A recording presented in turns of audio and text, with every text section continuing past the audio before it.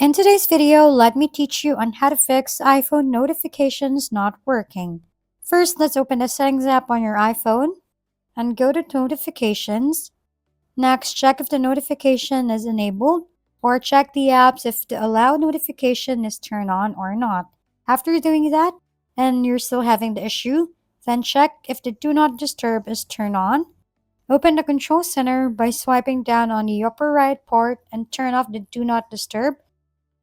If you're still having the issue, then you can try to restart your iPhone. Restarting your device may close bugs that are running on the background that causes for your notifications to not work. If the issue persists, then go to your settings again and scroll down to General. Open it.